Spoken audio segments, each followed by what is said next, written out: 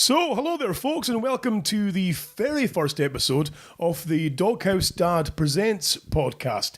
And this is where myself and, as you can see here, Stephen Early. Stephen, how are you doing? We get together and we talk about dad things in our dad podcast. Yes. A cast about dads, if you will, where we, record audio about dads. A dad cast. A dadcast. Could we look more dadly, though? I mean, you've got the dad jumper nailed. I think the only way I could appear more dad-like is if I was just in the background somewhere muttering about things. Yes. All you hear is the faint F's and S's. You'd be more dad-like if you were walking around your lovely home, by the way, walking around here, turning off lights, saying, I'm not made of money. Put illuminations in here. Exactly. Who puts a big light on? Yeah. Come on now. You start paying the bills, you can leave these lights on. Exactly. Yeah. If we're moaning about Pippa. So essentially what the plan is with Doghouse Dad Presents is we're going to do a show once every so often, release it in video format hopefully as well on the Doghouse Dad Facebook page and the website, of course. And we're going to do an audio version of this, which will be released to the to your podcast apps if need be too. For the blind. Now, now, Steve, of course, the concept we have here is that unlike a lot of kind of dad podcasts, is this will be more. Each episode will present on a certain topic.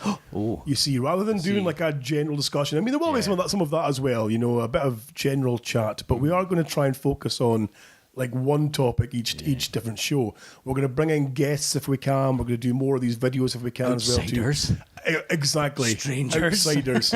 And we'll be recording from here, your beautiful home, and my beautiful home, and of course the storage space you have out in the sticks. Yeah. Let's not forget the Legion. The Legion, home. Of course, as well. Our second home, yes, the local British Legion. Love that place, by the way. We can talk about that as well too. The weekend we just had there past. My goodness me. So yes, welcome along to this episode, and this episode is going to be about because it's the birth of the show. We think we might speak about the birth of our little ones and what happened there exactly. So, Steve, I mean, for us certainly, it was a very quick thing. Obviously I can go into more details, but it was scary for me. I mean, as kind of the first time being involved with this, bump suddenly become reality, because you go through 9 months of thinking, it's not really real. Okay, there's a massive bump in there, and my partner's complaining about sore backs, and she's and they have this super pregnancy nose thing going on as well. Did you get that with your other half? So the slightest off smell, and they're heaving. Well, currently the Rubes is pregnant again. You see, my good lady wife, and she's going through. I know, and she's going through that super pregnancy nose thing again, where. Right. Even the slightest smells will offend her. Like, she'll open the fridge to look at stuff and go, it's like dry heaving. Lovely. And which always is very attractive, you see. The worst thing of that is, Tracy wasn't too bad, but my problem is, what sets me off really isn't smells and things, because I have my nose, as you may notice, is a bit of a mess. It's probably had its fair share of dunks and punches. Yeah. Likewise. Not even punches. The first time I really properly smashed my nose was when I was serving my time as an apprentice. Okay. Now, if anyone's ever slackened a bolt, lefty loosey, righty tighty. So I'm trying to slacken a bolt, but I'm standing at the wrong side of it, pulling on this big ratchet. Right. And then the bolt snapped. And of course, the ratchet came towards me, and I smashed my face open. Oh no! It's made a right mess. So from then on, obviously, I've stood at the other side and pushed. But regardless of that, my nose doesn't work too well. Can't smell things, so it's fine. Smells, I'm like, there's something there, but it doesn't bother me. Aye. But what gets me going is when people start the whoop. Oh, yes. And then all I think in my head is, they're going to be sick. Mm-hmm. And then my stomach goes, why don't we be sick as well then? Oh, right. And then... what? That looks like fun. Says your belly. It's worse, because you sometimes get people who are the same as me. The second someone goes, they go back in return. And it almost comes like when you're yawning. And it becomes a chain reaction. Yes. Yeah, so someone starts that. I Ross Kemp it. I get the hell out of there. Because obviously, well, Steve, you and I both were career doormen for a while there, because we were such layabouts and career doormen. We were bouncers for many, many years. And, like you said, the things you see a lot of horrible things and bloodshed and broken bones. And, but then... surprising amount of poops. A surprising amount of poops. And a horrendous amount. Even with the poops. And unnecessary. And people pee themselves. You never really got bothered by it as such. Nope. But when somebody was sicking themselves, you'd be... That was the hardest part for me. It was worse when they were sicking themselves and you could tell exactly what they'd been eating. Well, I've told you, I mean, obviously, as a bit of self-promotion here, I've written a book that's been released a few years ago from our dormant days. I wrote a book, yeah, which is available on the Kindle store. However, will soon be available in hardback as well. That's a forthcoming thing that you can look forward to. But if you look on Amazon, it's called Knuckle Dragger. And then there's a story about, again, going back to the sickness thing. This is completely undad related, by the way, but we'll do it anyway. That back in our bouncing days was a young lady who was I go in more depth in the book, of course, but the young lady spewing in the bathroom. I'm banging the door. Are you okay in there? Are you okay? And I'm fine. I'm okay. Like, well, are you sure? You sound it. You sound a bit distressed. And of course, because I'm in the ladies' bathrooms, I've got one of the barmaids with me as a kind of course, as a backup, a chaperone, if you will. You see, make sure you need. And we had to say, look, several warnings. Look, unless you come out, we're going to have to come in because I'm concerned about your welfare here. No, I'm okay. Like, well, okay. So eventually, tooth dryer, that one, isn't it? Yeah, a little bit, yeah. And eventually, the choice was to put a coin in the door and open, locks and open the locked door. I hear you. And it swings open, and the wave of vomit smell just hit me in the nose. Oh. And what she'd done is, now, she'd clearly been sitting down pooping or diarrhea. Oh, no. And whilst diarrhea had started to vomit. But so she's now vomiting over the stall. But she then spun round while still diarrhea-ing. Well, everything's contracting. Both ends are just pumping out noxious fluids. She's now turned round to spew into the diarrhea pot while still diarrhea out at the back. So that's now on the floor, mixed in with the vomit, and it's basically, it looks like a scene out of The Shining. There's just there's bits everywhere. So she's then, in her infinite wisdom, thought, I better scoop all this up and put it in the pan. Oh, excuse me. And she's used her arms to almost like as shovels to shovel this stuff in, the mixture of the poops and the spews into the pan. I'm sorry, this is the worst kind of first show to offend folk with, but we've not even covered childbirth. I know, exactly. Ironically, it's exactly the same thing, isn't it? It's exactly the same thing, except in that case, it's midwives. So anyway, I'll cover that as well. They're wearing blue gloves, So we're shoveling all this, and she's good. So it's all up her arms. It's down her front. This noxious mixture of feces and half-eaten pie. She's basically just covered. She's covered in her own mess. The pan's covered. The walls are all covered. And the barmaid who's with me runs away terrified because the smell's so bad. Can't believe her. I'm left there now with this person who is clearly distressed, and I can't leave her by herself because she's sobbing in her heart. I'm like, look, come with me. Don't touch me, but come with me. We'll take a seat outside in the fresh air and the wind, so and try and get you kind of cleaned off. And so I got the barmaid. Look, you need to get some blue roll out here, a big full roll of blue roll. Yeah. We sat in the nearby beer garden, and I was just basically cleaning her off and giving her handfuls of roll to wipe herself down with a bin bag to get all this stuff in the bin bag. Meanwhile, one of my colleagues had phoned the police saying, "Look, you better come up. She's distressed. Yeah. We can't get any information out of her. Her friends have all gone. So they arrive." And they just, the first thing they see is this girl who's now wearing my jacket because it's cold outside. It's a throwaway jacket. So I'm like, what? Just you're not going to ask for that one back, are you? Yeah, you can keep it. It's a cheap jacket. It was like a Primark thing or something. I'm not sure. Yeah.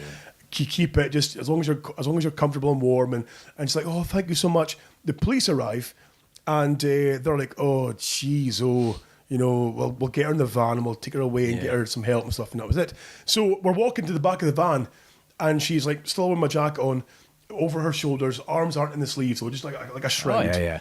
And we get to the back of the van, and her arms throw open wide, the jacket falls to the floor, and she spins round and gives me the biggest hug that I've ever had from a sick and poop covered person in my life. Man. Much to the delight of the attending officers who were hee-hawing laughing, surprisingly. Nice. At this poopy, real shitey nice. White woman giving me a big hugs. See, now anyone with half a brain would have phoned animal control with a big stick and the loop on the end of it. You know, you can hold them at a distance. know, exactly. For capturing rabid dogs. That's it. Well, Those I was thinking ones. more the big industrial things they used in Jurassic Park. Oh yes, sorry. With a taser end. Well, yeah, that would That's do. it. Give a few go few on. thousand volts to calm them down. Yeah. So dogs like that was kind of like the kind of poopy, kind of shatty experience. But so yeah, going back to the whole pregnancy nose thing, of course, as well. I know. Talk about going off track. But- You know what's impressed me most so far? What's that? How many minutes of audio do we have here? Oh, I've no idea. About 10 minutes. 10 minutes max, and not one of us is sworn yet, I don't think. That's the best part. I'm trying really, really hard to keep clean mouth. struggling. But do you find, though, that I certainly find like having kids around the house, you get into a pattern of using good words. I can tell by your face, maybe not so much in your case. I have but- been in trouble more than once. Oh, yeah. Also have for I. my Aye. frequent use of inappropriate words. Aye. I won't list them, but you know. No, F's and C's and such not else. Maybe But not C's so much. I've kind of substituted these words for different words. Right. Like my mother and my grandmother before me were great at this because there were so many kids running around. You know, my grandmother had like 7 kids, and there was a squad of bairns that they all had. So it was a huge, big family. Nobody had Sky back then. Nobody had Sky, you know. There was no Nothing else to do with the movies evening. in the Highlands. You know, that's it. You were bored on a Saturday night, so you know what? We'll make kids. Make more babies. Yeah. Exactly. So she. I mean, her thing was she didn't say. She would say like, "Oh, cheese and rice." You know, like, All right, okay. See, clever things you would say to kind of, you're expressing your disdain, but you're not being too offensive. You know, cheese and rice was the top one, and then of course there was. But for me, my main one is, oh my goodness. You know, like, oh my goodness, it doesn't have the same power behind it, but it's a slight release rather than saying, oh, for flip's sake. Yeah, I must You know? admit, I've started using in the name of the wee man a lot more Okay, now aye. because I struggle to express myself. Aye. And it was one of my grand's favourites, which I kind of like. Aye. Because it's so innocent, but you're just like, See, your see, blood's boiling, you know. My mother, and I'm going to swear a little bit here because this was one of my mother's favourite ones. Do we need a beeper? We might need a beeper. Right. One of my mother's favourite ones, and it made no sense. Okay. And I find myself trying not to say it. Okay. You know, but if she was frustrated, it'd be like, oh, it's enough to make you want to eat your dick. It was. Excuse me? This is my mother. Yeah. So, I mean, I could understand like It's a dude saying it. enough to make you want to eat your dick. Yeah. Now, I have no idea where that comes from. You know, has she met somebody who's had a penchant for eating, you know? Yeah, I think it's an older generation thing where they say something that's considered inappropriate, and it's probably, you know, something I served my time with an old boy, and one of his was, no wonder, and I'm not going to point any fingers, but there was a specific group of people he pointed at and would say, eat their young. And you'd be like, what the F, dude? What the- You know, like, and he'd be, you know, but it was one of these things. The first time he said it, I kind of laughed. And then I thought about what he just said, and I was like, what is that? Horribly racist. It's horrendous. Yeah. Absolutely horrendous. And you're just like, wait a minute. But that's the thing, though, is Firstly, they don't eat them. Nobody as eats kids, their young. exactly. As kids, I mean, I don't know what your parents were like, but certainly my grandparents were the loveliest people, you know? Oh, yeah. But there was the occasional slip of kind of, not evil racism, but certainly there'd be like comments like, oh, like these days, like, oh. I think it's definitely a generational thing. Absolutely, whereby yeah. They've grown up around it and they don't know any better. Although they should, you know, that's irrelevant. But you find the ones that do know better still say it, but they do that whispering thing. Or the mouthing thing where they kind of just go, like, yeah. So, you know, like a classic is like older people mentioning lesbians is a good one. That's quite an easy one to say in this tone of voice where they'll say, oh, I June up the road, she's a lesbian. oh, yes. And she'll whisper it, and you only really catch like the first consonant and maybe like a couple of syllables in the middle, you know. Yes. But you don't quite hear the whole word, but you know what it is. But you know why. Because they go, oh yeah, she's a lesbian. And then you say, but why are you whispering in your own home? Yeah, there's no one else There's no around. microphones here. Oh, yeah. You're not being bugged by the CIA. Yeah. You know, Well, what's going on? that we know of. We all are, seemingly. Yes. These Hello, days. CIA. Hello, CIA. Welcome you to know. the podcast. Yeah, thank you. Hope you're enjoying. Glad to have you on board. Enjoy the show. But yeah, so Please that don't was the thing. So I find myself now, the problem I have now with the swearing is that I've gone to like, oh my goodness, and oh for flip's sake, and blah, blah. But because I do it so much at home to try and safeguard from swearing in front of a toddler who picks these things up so quick, you know, like if you let one slip, that's the word then used for the rest of the day. Absolutely. You know, I think it's more based on your reaction to the word. Ah, yes. So if you let it slip and you go, oh, I didn't say that, they're going to go, I'm not supposed to say this. Yeah. Whereas if you just let it go. See, this is the thing. I've been like effing and jeffing around Felicity quite a lot. And she's not picked up any of it. But Tracy gets mad. Oh, yes. Can't say things like that around her. I'm like, yeah, I can. I'm her dad. And, you know, I take quite it's so bad because at the time I'm like, oh, you know what, I don't mean it, and I get frustrated because I'm like, you know what, it rolled off my tongue and I didn't even realise I'd said it at the time. And she jumped straight on me and I go, oh, you know, you can do one as well. And then, you know, maybe about half an hour later, once I've calmed down, I'm like, yeah, I really need to stop this, but I'm not going to admit it to her. Yeah, because then she's right. Because then she's right. Yeah, exactly. Oh, man. Also, a big part of being a dad is never admitting defeat. No, because if like yourself, if I swear in the house, if I say, "Oh, see that effing so and so," and she'll stop and go, "Flipping," like no, effing. I recently heard an interesting story about Tracy's dad, who's no longer with us, I'm afraid. But I was being told that Tracy had apparently called. Well, let's set the scene. Tracy's mum, quite well-to-do, has a few of her well-to-do friends round from the neighbourhood. Okay, lovely. Afternoon tea and scones. Nice. And they're all, you know, sitting having a conflab, and Tracy decides she's going to call the cat a little C-bomb. Oh. So of course, obviously, it's like someone at a saloon. You know, the music, zoop, everyone turns around and stares, and Tracy's mum, being the quick thinker she is, no. Daddy says he's a little runt. Oh, okay.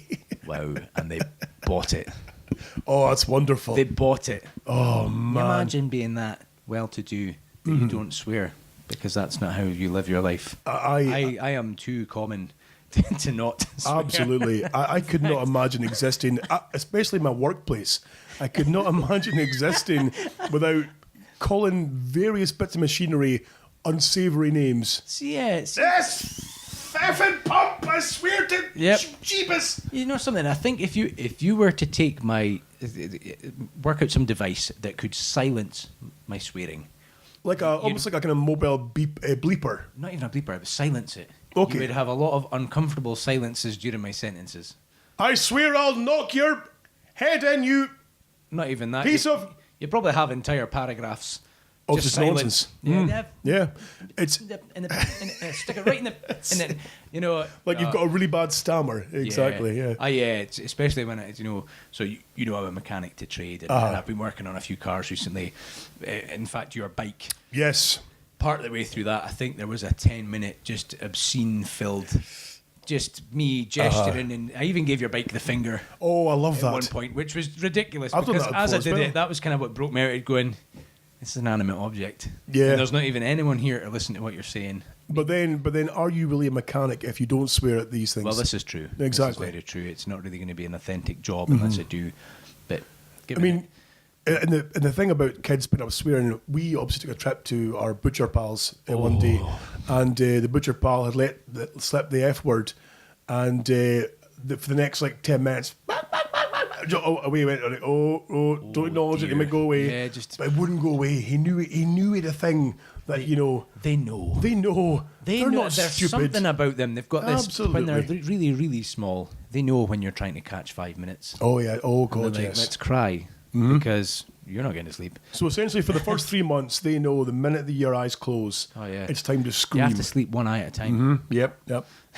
And you have to, learn how to turn your body into liquid, so you can flow out of a room when they're sleeping, rather than tiptoe. Just seep through the carpet and go. Oh my goodness. Oh yeah. And the thing is, though, and I mean, maybe it's just me being cranky and old and miserable and everything else as well, but I remember how bad we had it the first 3 months of Angus being on this planet. Now he's wonderful. Now he's great. But the first 3 months of getting no sleep and we weren't asking for help, and we were miserable, and we weren't speaking properly, and we were just everything. You were so tetchy and just clashing about things. Even a wrong look would say isn't an argument. Yeah, exactly. Yeah. What was that look for? And I was and instead of responding like a rational human being, like I didn't give you a look, you'd be like, What, Luke? What's it all about? What do you mean? And it would just die. And last week, you left the cooker on. You know, just completely unrelated things would flash about. Oh, yeah. Yeah. Aye. And I remember as well, I mean, so the year you were born, Hibernian lost 2 goals to Rangers. What?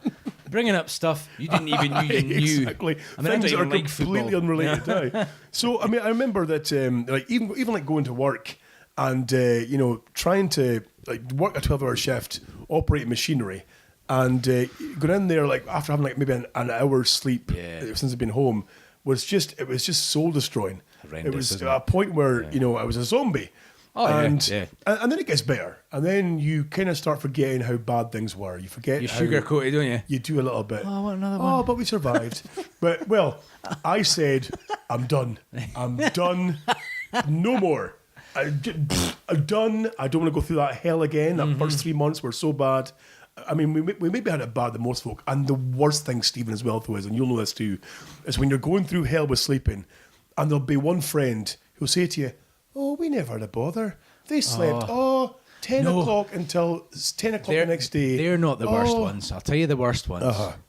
You sleep when they sleep. Oh, they're the worst ones. Sorry, did you ever get housework done when your child was on the go? Did you ever get anything at all? You know, because the washing to get done, there's nappies to get washed, there's there's things to do in the house. You Bins know, there's to empty, cat trays, cats to get fed, windows to wash. Dogs reading walks. Actually, have to go to work and do things. Exactly. Have to be a functioning human for 8 sleep hours. When they do, you say, that's a great idea. Aye, for 5-minute bursts, that'd be wonderful. I'll kill you. You know, yeah, absolutely. Things. Yeah, it was the worst. But no, that and the whole kind of smug ones. Like on social media, you would post about, I'm so tired, I've hardly slept, and blah blah, and you get the our one just 13 hours, you know, and not even a peep. Touchwood, we were so lucky with Felicity. Yeah. We had bother with sleep regressions, but it was never anything more than a week or two. So, and the times we did have, we were like, this is horrendous. You know, we're thinking they were so hard done by, and then obviously like yourself, we'd look at that and go, you know what, we're actually really lucky. You did well, yeah, exactly. Really, although the last sleep regression was really difficult because that's like the last one's 2 years old. You know, thereabouts they reckon is going to be their last sleep regression where you struggle to get them down at night and stuff. And because they start having feelings of anxiety when they go to bed, and there's also a bit of FOMO, as in like you're out this room having fun doing daddy things. Yes, and you've left me here. Aye. So I'm going to kick off. Oh, yeah. Okay, yeah. And that's how their little minds work at that age, as far as I'm aware. So you've got a combination of that, plus you know, it's all just about new emotions and them sort of finding their way in the world. And this last one coincided with a dose of the chickenpox, which just, you know, we had the regression, and then right on the back of that, the chickenpox, and it's only just now, I mean, you're speaking a couple of months down the line, that it's been kind of like, right, we can get her to bed, and she'll take her story and go to sleep. Yeah, you know, you just got to hold her hand for like 5 minutes, and then she's off, and you're like, you're thanking everyone from Does she stay in her own bed the whole night, or do you end up then with her coming through to you? You know, there's a couple of nights she stayed in her bed the whole night of lately, but she was doing really well. She was doing like full weeks at a time where it was just like way to bed. But when this regression hit, you know, it was like she'd get upset in the middle of the night, and it was just, we're firm believers that you get a lot of parents to go, no, right, back to sleep, and they're through like 10 times. No, you go back to sleep, and they put them down, and the kid's still crying, and the kid gets more upset, and they still, for whatever reason, the parents think that persistence is the key. And all I think to myself is, you know what, we will all get a fantastic sleep if we just chuck it in between us, shut our eyes, and it works every time. Boom, out cold. But then you get like parents who, especially mummies, who'll judge you for having the bear. Once you start that, it'll never stop. Why are you doing that? Do you know what? We're getting sleep. Yeah. That's what we're doing. I mean, Angus is bad. You get mums that say that, but I'm 37 now, and I don't think I've slept in my mum's bed for almost 30 years. Well, so there you go. Yeah. You know, that's. Yeah, I think it does stop at some point. Eventually, yes. Good point. It's, I think they're kind of lying, especially when you might get this stage in your life where you're still alive and your mother's passed away. There's no way, like me, you're going to be of course. I can't sleep anymore because you did. Well, exactly. Well, if you did, it might be a bit cool. And plus, as well, there might be a point in your life when you might have a girl home. Exactly. And the last thing you want to do is share a bed with your parents. Budge over, man. Budge over. Close your attention. Exactly. This is just... Look at the wall and think of nice things. That's it. Just nonsensical. I'm just doing press-ups. you do get very judgy parents who think if you're not doing it their way, you're wrong. Which I guess on some level we act the same. We just don't voice it the same. Yeah. And that we think, no, you're wrong. But we're not preaching. We're not like on social media going, "Ha, you're wrong. You're the worst. No. How dare you? We're Go away from the norm." Yeah, Like, we're just on social media do saying, your thing. this is what we do. Yeah. Yeah. I'm on there sharing memes about how terrible kids are. They are. Essentially, they're the worst. You know, my daughter for the first time yesterday, instead of going to her mum to wipe her snot on her leg, she wiped it on mine. Oh, that's and a it was a touching bit of a moment. bittersweet moment in that. Like, it was like, because she always wipes her nose on her mum's leg. And I'm always like, but then she did it to me, and part of me was like, oh, she picked me. And then part of me was like, bastard, pick me. But I've got snot on my leg. Swore, sorry. That's fine. I'm like, she picked me. No. Yeah, so. Yeah. Yep. Swings and roundabouts, isn't it? Angus has got the thing, again, with the snotters, where it's normally up the sleeve. He's figured out how to use his sleeves. Oh, right, yep. Which is a good thing, because Yeah. it means less snotters on me. On your jeans, But then yeah. if it's a particularly nasty snotter or a grotty one, Yeah. it's his... Dad, hold this. Well, I could be watching TV, suddenly there's a face on my leg going down the way. And you get that there's a noise like two proper- balloons rubbing together. And you look down, and then there's Jabba the Hutt lying on your thigh going, "Hello, bring me solo." Like- whoa, what the hell? Like snails have been drag racing down your Yeah, thigh. exactly. Like, Like, what? oh, great. These are fresh on clean today. Wonderful. Lovely. Just wonderful. But I mean, with the sleep thing as well, though, we're the same as you, where Angus will go to his bed, and he's now settling quite fine. Yeah. He'll settle, story, sleep, that's great. But then normally kind of, I'll say about 10, 11 o'clock, he'll come through there and climb into bed with us, which, okay, fine. We're getting sleep as little kids, cool, But then in the mornings, you might get woken up by different things. Like this morning, for example, I was woken up by a crocodile, seemingly. Right. And did you know, Stephen, that in the wild, to wake up its prey, crocodiles will repeatedly headbutt you? Oh, that sounds about I right. learned that this morning. From that scenario, that sounds about right. Yeah. Absolutely, yeah. So, I'm headbutting guessing they crocodiles. don't actually in the wild. I wouldn't like to try out. Who knows? I think I they're mean, more likely to eat you. So I guess you're +1 there. +1, exactly. Yeah, Yeah, win. It's win. 1-0. That's exactly it. I may have a black eye, but at least I'm not dead. Exactly. Which is wonderful. That's, there's always a plus side. So again, going back to what I said before about how we go through that 3 months of hell, and my wife certainly has forgotten that. I think because she was the same as me. She's like, "Oh no, away you go and get your tubes tied, you fat knobber." We're done. No more. I'm barring. Don't even touch me. Don't even look at me. Yeah. We're no more kids. Did she? And I was like, I totally agree with you. Yeah. And then it was time went by. And she's like, oh, it's I loved having a sibling when I was younger. And I thought, and I knew then. I thought, oh, she's at it. Oh. She's at it. She's hinting towards number 2. Oh. I'm like, no, let it slide. It's maybe a quink and that's it. Yeah. And then it was like, oh, he's so full of life and he's wonderful and I just wish he had someone to play with. Yes, he's got us. Yeah, We we're more play than with enough. him. That's and our his job as grandparents, parents. Yeah. Oh yeah, you're right. And I thought this is going the wrong way. Meanwhile, you're changing your mind. She's holed up in the bedroom with a wee needle and the packet of contraceptives. Exactly, aye, exactly. And then it's a case of That's fine. and then it goes to this whole kind of I know that I said no, but don't you finish that sentence. Just done. If I have to go and get 2 half bricks and shatter these swingers behind the shed, I'll do it. You see, so I of course argued the point. No, there's no way. Why? Never again. Done. Spent.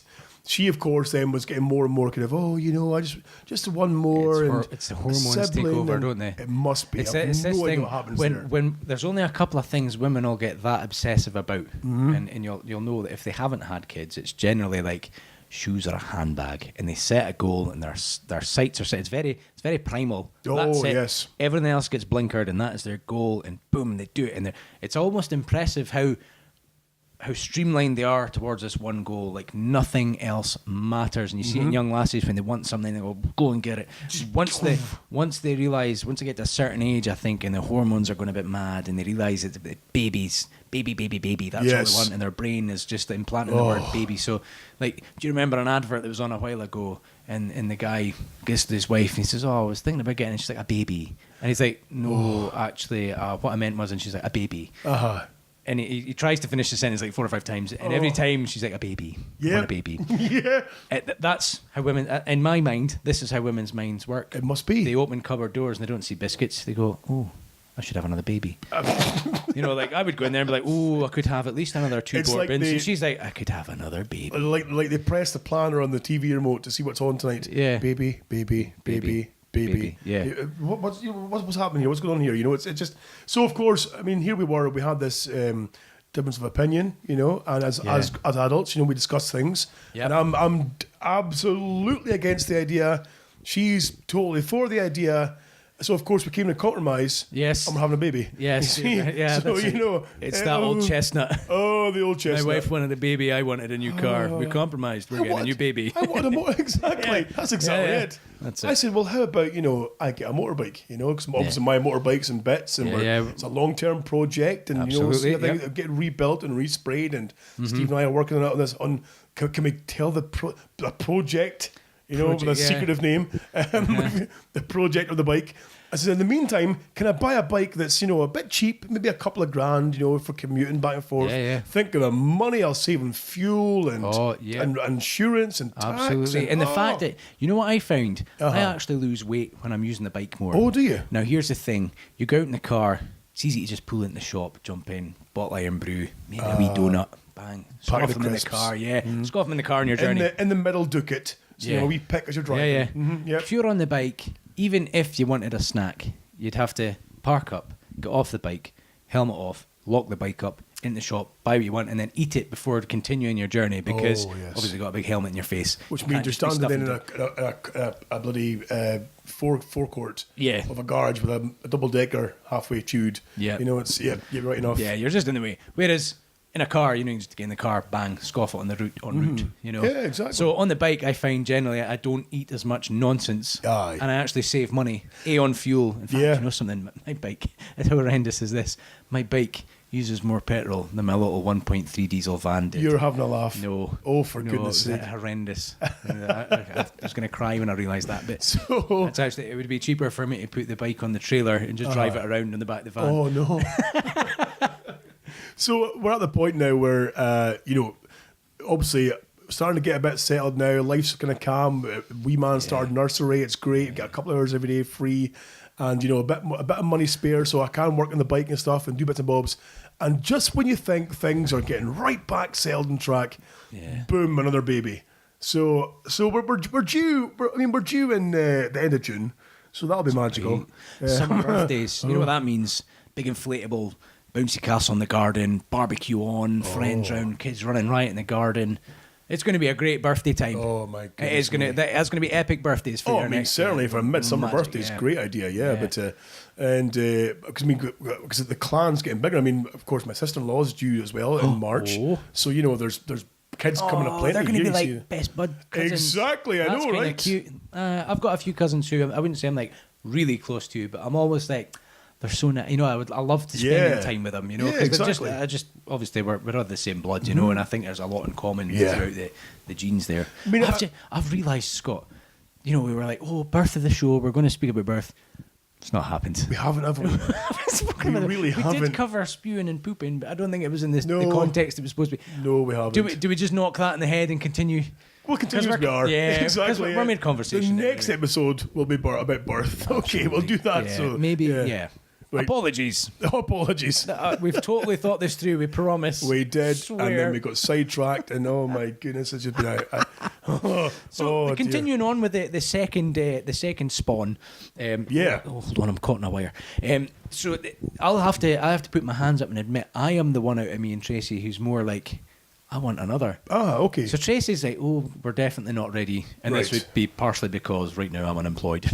You know, I could be soon too. Yeah, so you know, but I mean, I'm a contractor, so it's something will fall into place soon enough. I'm not overly fussed about that. But she's right. You know, we need a bigger house, and then obviously with us, we had IVF for Felicity, and we're going to need IVF again to have another. But of course, with you though, with the second, you'll have to pay for that one. Yes, the first one was free. I believe, I'm not entirely sure the ins and outs. Right, so if on the NHS, you'll get 3 free goes. Now, I believe this is based on you do your hormone treatment.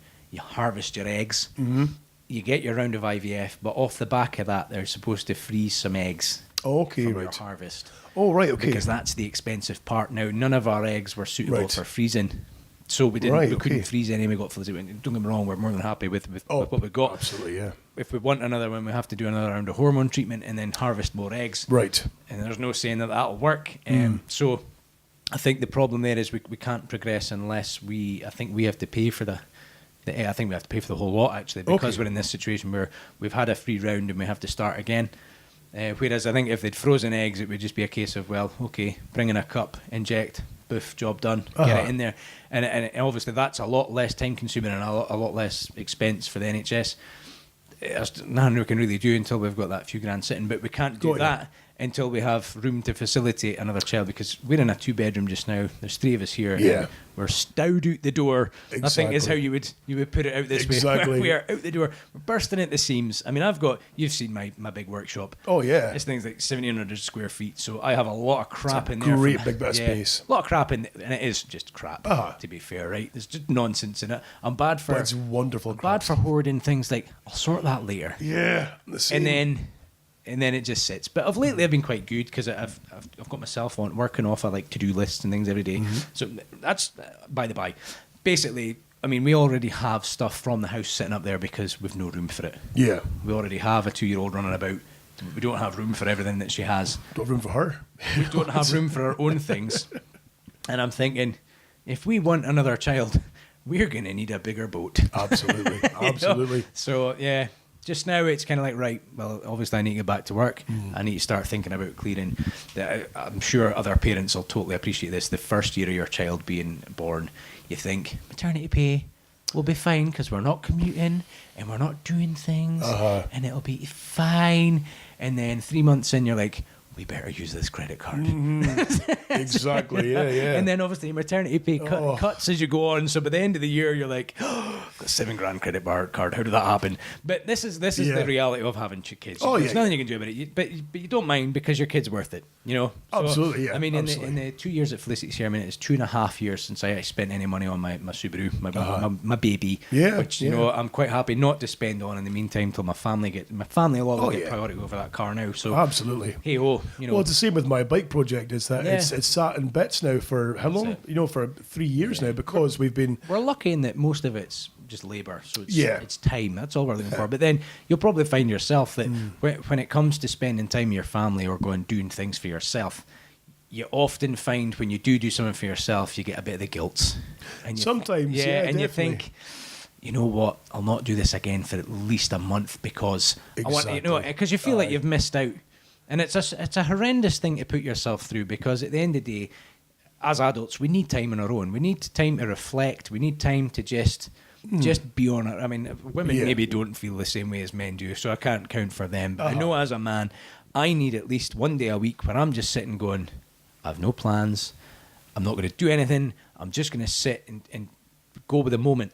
You know, so some days I'll be up at the workshop and I'll be firing on with things and getting stuff done because that's where my mind takes me that day. And other days I'm like, right, PlayStation on, switch off from the world and just chill because that's what my body needs. Do you find it's one of these things, and I've heard it said before that, and again, I'm just generalising here entirely, I'm not meaning any disrespect, of course, but women, probably because they're more intelligent than we are, tend to be, their brains are going all the time. So they never rest, where it's like, and everything they do is linked to something else. So if I'm going shopping, in her head, if we're going shopping, that's linked to getting food for the child, and the child then is linked to, you know, what do we have to get ready for tomorrow for nursery? Is then linked to what time we pick up and who's getting this and blah, blah. So there's always like a continuing flow of things needing done or sorted out or blah. I have a wee theory on this, right? So men think in like a straight line.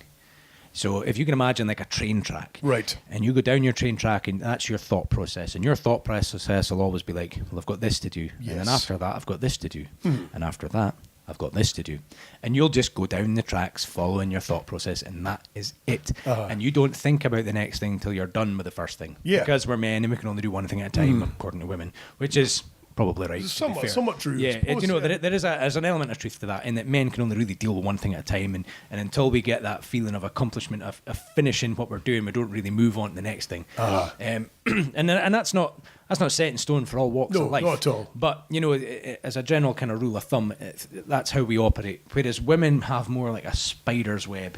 If you can imagine, it's like a game. Exactly. It's like a game. What was that one with it? All the little hexagonals, and to try and get across the board. I know what you mean. Yes, blockbuster. Okay, so it's almost like they've got a blockbuster grid that they need to make their way across. To go on your theory here as well, similar kind of theory as well that I've read too, is that, like you said there, it's almost like your brain's like a warehouse full of boxes. Yeah. And men's boxes are very kind of organised and in place, and they're not really connected to each other. So, and like you said there, because of the singular focus, if I need to get the car work done, I'll go to the car box. And that's the only thing I'm thinking about is the car box and its contents. Yep. I'm done with it, shut it back away it goes. But the women's mind, like you said there, all the boxes are linked together. There's lines between all the boxes. They're all joined together. The money box is linked to the child box, is linked to the nursery box, is linked to the work box, is linked to the bills box, everything's linked together, you see. Absolutely. And you know the most important box in the man's head is the box at the very back. Your lady's box. It's on a pedestal with a big light in it. And it's a box that we treasure going towards. The motorbike. No, sorry. It's the box that contains absolutely nothing. Correct. Is that, and go it's back the one to what you said bloody there. Noel Edmonds is sitting on, isn't it? Exactly, yes. Deal or no deal. Deal or no deal.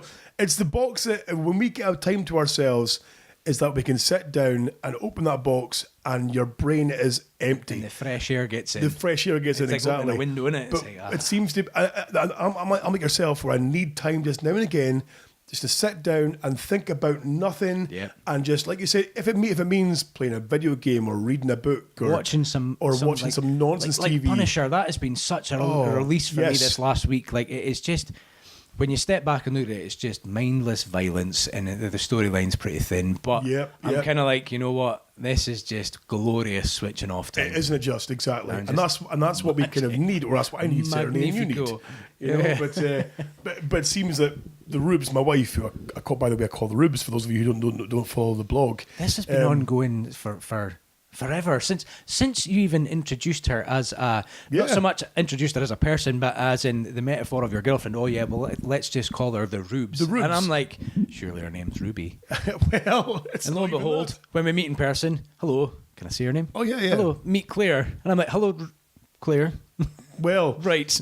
And it's purely because is it her middle name or something? No, not at all. So here's what happened was when we got together, the Rubes was playing roller derby back in the day, and as a derby player, you know, you have a kind of pseudonym that you can play with, you know, or a nickname. And her nickname was Ruby Riot. See. You see, so she was Ruby Riot on track. And subsequently, since then, there's been a wrestler in the US who's stolen the name. And there's for WWE who's called Ruby Riot, which, believes me, fits my wife's pee when she hears that one. But so Ruby Riot was her name. Surely, is there not a claim to that? You know, like you would think so, because she had the name far before this wrestler did. Yeah. But so Ruby Riot was her name, and you know, rather than, because they all call each other by their kind of nicknames, so I don't want to call her Ruby, because Ruby's like an old woman's name, or I know I've got friends who call Ruby. I'm like, well, you're not Ruby. I just call her Rubes. Was kind of quick. And then it became, and like you do with your partners, you add the. You know, it's almost a bit of fun, but it's stuck. We shall not go down into the name for Tracy, because that started as a bit of friendly banter, and I should never have ever told anyone about it, because the poor lady now has quite an insulting nickname kicking about, so we will just stick with Tracy. Or the Tracy. Yeah. But so boss, the Rubes became so widely used purely because back then we were broadcasting far more prolifically as well too. So I was referring to as the Rubes on there as well, on the other show we do on the DHB show. Yeah, that's why it's so hard not swearing, because on that forum we had free reign to say. On that show was just prolific with swearing, and still is. But certainly the Rubes became more well known through that medium.